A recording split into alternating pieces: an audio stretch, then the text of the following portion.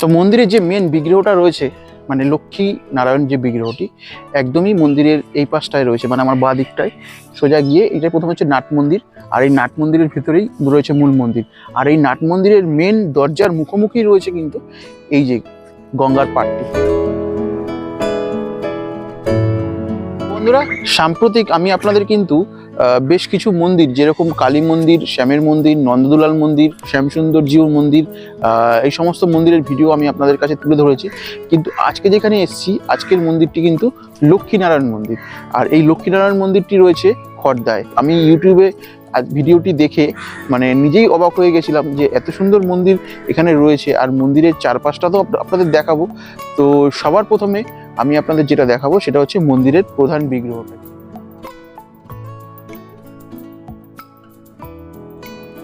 যে আমাদের যে প্রথম মহারাজ ছিলেন আচার্য যতীন্দ্র রামানুজ দাস, ওনার পূর্ব আশ্রমের নাম তো আমি বললাম ইন্দ্রভূষণ বসু।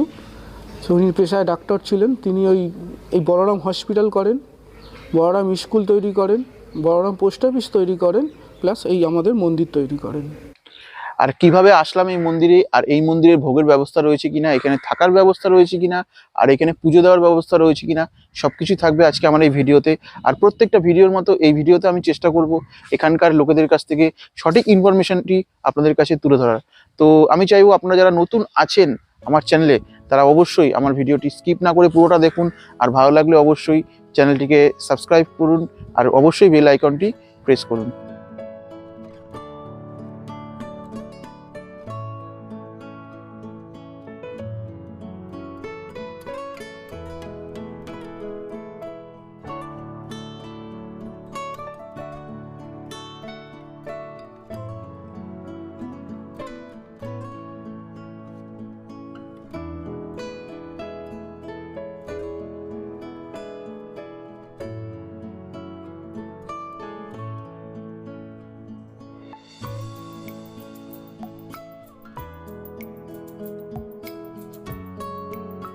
নমস্কার, আমি টিঙ্কু, ভালো নাম পবন।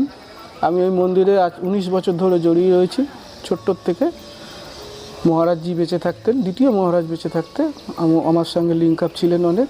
আস্তে আস্তে পরিচয় বাড়ে, আস্তে আস্তে ধীরে ধীরে দেখাশোনা করতে করতে এমন জায়গায় চলে এসেছি যে আমার ঘাড়েই সব চলে এসছে। আমাদের ট্রাস্ট আছে, ট্রাস্ট কলকাতার 4 জন, আর বর্তমানে আমি এখানকার একজন। এই 5 জনকে নিয়ে ট্রাস্ট হয়েছে। আমি একজন ট্রাস্ট কমিটিতে ঢুকে পড়েছি সাধারণ ছেলে থেকে। এইখানকার টপ 5 জন ডক্টরের মধ্যে একজন ডক্টর ছিলেন ডক্টর ইন্দ্রভূষণ বসু। তিনি ওখানে ঘুরতে গিয়ে আচার্য বলরাম স্বামীজির মহারাজ থেকে অযোধ্যায় গিয়ে দীক্ষা নিয়েছিলেন। তারপর তিনি আস্তে আস্তে ডক্টরি লাইন ছেড়ে ধার্মিক লাইনে প্রবেশ করলেন। ধার্মিক লাইনে প্রবেশ করার পর তাঁর উপার্জনের সব পয়সা থেকেই এই প্রপার্টিটা কিনে এই মন্দিরটা স্থাপন করেন। এই মন্দিরটা রামানুজ সম্প্রদায়ের মন্দির, সাউথের সিস্টেমে চলে, সাউথের নিয়মকানুনই এখানে প্রযোজ্য। আর এখনও অবধি তাই মেনটেন হচ্ছে। মানে সাউথের নিয়মে পুজো হয়, সাউথের নিয়মে যেটা বললেন সব এভরিথিং অল এখনও অবধি যা হয় সকাল থেকে রাত অবধি সব সাউথের সিস্টেমে পুজো হয়। বাংলার কোনো সিস্টেম এখানে চলে না। টাইমিং সকালবেলা উত্থান আরতি হয় একটা ভোর 5টায়, কর্পূর আরতি দিয়ে উত্থান করা হয়। তারপরে এই 8টার সময় যেরকম নিত্য আরতি হয় ওরকম ফল প্রসাদ দিয়ে 8টায় একটা আরতি হয়। তারপর বেলা 12টায় ভোগ লাগে। বেলা 12টা ভোগ লাগার পর 12:30 তার শয়ন হয়ে যায়। আবার 4:30টায় উত্থান হবে কর্পূর আরতি দিয়ে। আবার ওখানে ছোট্ট একটা পুজোর ব্যাপার থাকে। তারপরে আবার সন্ধ্যে 7টায় আরতি হবে। সন্ধ্যে 7টায় আরতি হয়ে যাওয়ার পর আবার 8:30 কি 8:15 নাগাদ ভোগ প্রসাদ দিয়ে 9টার মধ্যে শয়ন। সাধারণ মানুষ 7টার পর থেকে 12টা অবধি, সকাল 7টার পর থেকে 12টা অবধি পুজো দিতে পারবেন। 12টা থেকে 12:30 অবধিও যেতে পারি, কারণ ভোগ লাগার আগে অবধি আমরা এটাকে অ্যালাউ করি। ভোগের ব্যবস্থা রয়েছে? হ্যাঁ, ভোগের ব্যবস্থা রয়েছে। একজন রাঁধুনি রয়েছেন, একজন পুরোহিত রয়েছেন, 2 জন মালি রয়েছেন, প্লাস আমরা রয়েছি, একজন দেখাশোনা দোকান বাজার করে দেওয়ার লোকও রয়েছে নিত্য। আর যদি বাইরে থেকে কেউ আসে, মনে করে যে আপনাদের এখানে আজকে দুপুরের ভোগের প্রসাদ আগে থেকে বলে গেলে আমরা তার ব্যবস্থা করে দেবো। কত টাকা করে লাগে, মূল্য কি? আমরা দেখুন 2-4 জন এলে আমরা বলি যে তোমাদের নিজেদের ইচ্ছায় বক্সে ফেলে দিন, 2-4 জনের জন্য পয়সা ধার্য করি না। এখানে সেবার ব্যবস্থা আছে। আপনি যদি 100-150 লোক খাওয়ান, নিজেরা সব কিছু নিয়ে এসে করে নিতে পারেন। নিজের রাঁধুনি নিজের বাসন কোসন নিয়ে এসে আমরা ঘর দিয়ে দিচ্ছি। আমরা আমাদের এখান থেকে ভোগ নিয়ে গিয়ে ওখানে মিশিয়ে দেওয়া হয়, তাতে আপনি ভোগ হিসাবে সবাইকে খাইয়ে দিলেন। সেটাও যদি আপনার লোক বল না থাকলে আমাদের ওপর ছেড়ে দিলে আমরা প্লেট সিস্টেমে ওটাকে ব্যবস্থা করে দিই। মানে দুই একজন যদি ভক্ত দু একজন ভক্ত থাকলে আমরা তাদের মানে পয়সার কোনো ডিমান্ড করি না, যা প্রণামী দেবেন বাক্স দিয়ে দিন, আমাদের দেখার দরকার নেই। আচ্ছা আচ্ছা। এটা আমাদের বরাবরই এলাও। নিত্য ভোগ প্রসাদ গ্রহণের ও একদম একদম আর একদম। যদি বাইরে থেকে কেউ আসে বয়স্ক মানুষ হ্যাঁ, তাদের দেখুন সবসময় আমাদের 4 জনের জন্য তো ভোগ প্রসাদ তৈরি করতেই হয়, 4 জন যারা থাকে এখানে। তো সুতরাং ওখানে যদি একজন বেড়ে যায় তাতে মনে হয় না আমাদের অসুবিধা হয়।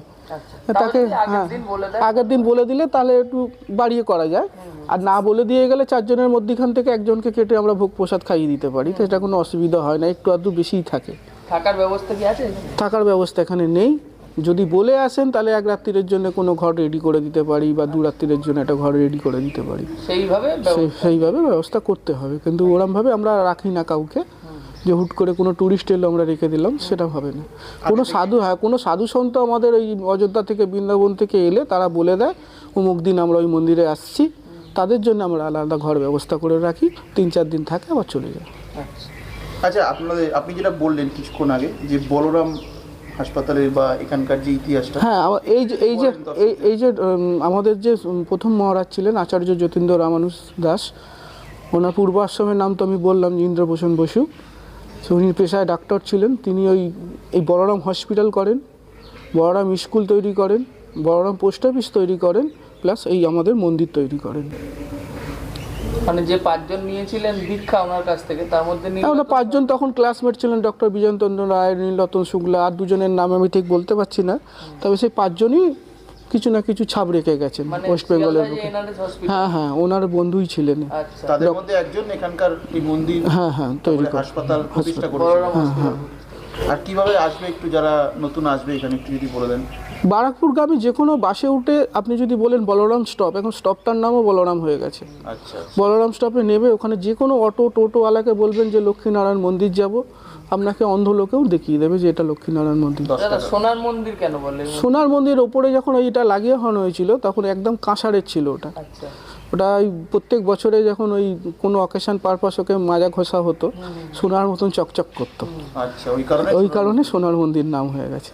আচ্ছা, আর কি দাদা অনুষ্ঠান কি হয়? অনুষ্ঠান শ্রীকৃষ্ণের যতগুলো প্রোগ্রাম আছে সবই আমাদের করতে হয়, যেমন জন্মাষ্টমী, ঝুলন, তারপর বামন দ্বাদশী, নৃসিংহ চতুর্দশী, এরকম সব রকম কৃষ্ণের যতগুলো প্রোগ্রাম আছে তাদের দ্বাদশ অবতারের আমাদের প্রত্যেকটা প্রোগ্রামই অ্যাটেন্ড করতে হয়। আচ্ছা, আর বলছি সেই দিন কি বিনামূল্যে সবাইকে ভোগ প্রসাদ যতটা সাধ্য হয় আমরা করি। লোক বেশি থাকলে আমরা এই গেলাম ঝুলনের শেষ দিনকে আমরা কি করেছিলাম, লোক বেশি আর রাত্রিরের প্রসাদটা ওটা, তো আমরা ওই 2-3টে করে লুচি, একটু আলুর দম, একটু বোঁদে পাতায় পাতায় দিয়েছিলাম, তাতেও আমাদের 500-550 প্লেট গেছিল, হ্যাঁ বেরিয়েছিল। 9টা বেজে যাওয়ার পর আর লোক আসা বন্ধ হয়নি, কিন্তু আমরা ঠাকুরের শয়নের জন্য বন্ধ করে দিলাম। কেন ওই 7টা থেকে দেওয়া চালু হয়েছে 2 ঘন্টা প্রসাদ হিসাবে, তারপর যখন 9টা বেজে গেছে তখনও দেখছি লোক আসতেই থাকছে, তো ঠাকুরের শয়ন হয়ে গেলে তো আর হবে না, যতক্ষণ পসিবল ততক্ষণ দিতে থাকে। আরেকটা কথা শেষে জিজ্ঞাসা করবো, এই তো শীতের বেলা অনেকেই বিকেল বেলা একটু এদিক ওদিক যায়, যদি কেউ মনে করে যে এসে সন্ধ্যারতি দেখবে, হ্যাঁ অলওয়েজ ওয়েলকাম। আমাদের তো বললাম তো বিকেল 4:30-এর পর থেকে একদম 8টা অবধি একদম কনফার্ম সবাই আসতে পারবে, যেতে পারবে।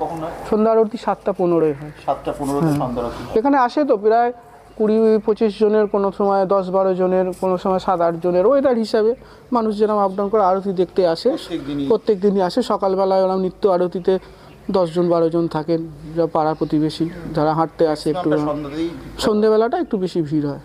আর অকেশনালি তো ভিড় বুঝতেই পাচ্ছেন কেরম হতে পারে, ভালোই ভিড়। এখানে আপনার অন্নপ্রাশন, পৈতে, সব রকম অকেশনের জন্য আমরা এই সেবা কেন্দ্র খুলে রেখেছি।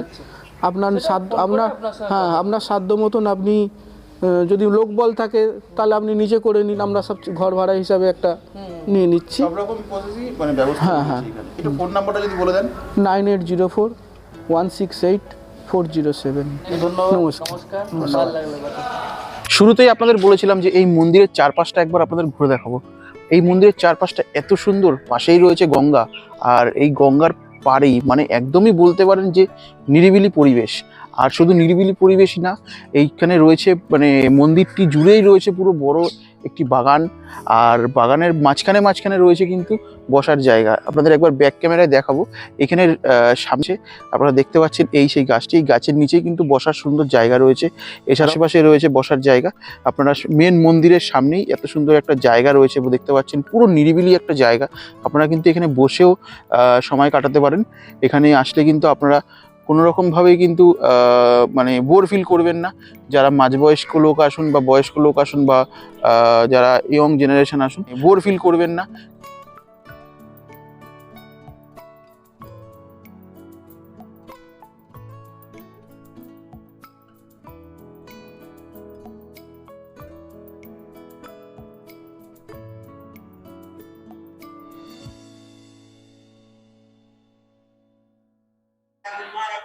তো আপনারা যদি এই মন্দিরে আসতে চান, আপনারা কিভাবে আসবেন? তো মেন লাইন শিয়ালদা, শিয়ালদা থেকে আপনারা ট্রেনে উঠবেন, খড়দায় নামবেন।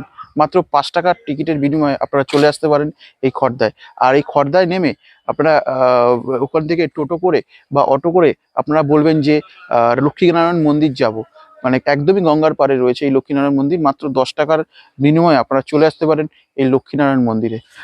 আর বাস রুটে যারা এখানে আসবেন, আপনারা শ্যামবাজার থেকে বারাকপুরগামী যে কোনো বাসে আপনারা বলরাম হাসপাতাল স্টপেজ বলবেন, তো একদমই নামিয়ে দেবে বলরাম হাসপাতাল স্টপেজে। ওখান থেকে আপনারা টোটো করে মাত্র 10 টাকার বিনিময়ে, একই ভাড়া, স্টেশন থেকে আসলেও আপনার 10 টাকা, আর বলরাম হাসপাতালের মুখ থেকেও আপনারা যদি আসেন মাত্র 10 টাকার বিনিময়ে আপনারা চলে আসতে পারেন এই লক্ষ্মীনারায়ণ মন্দিরে।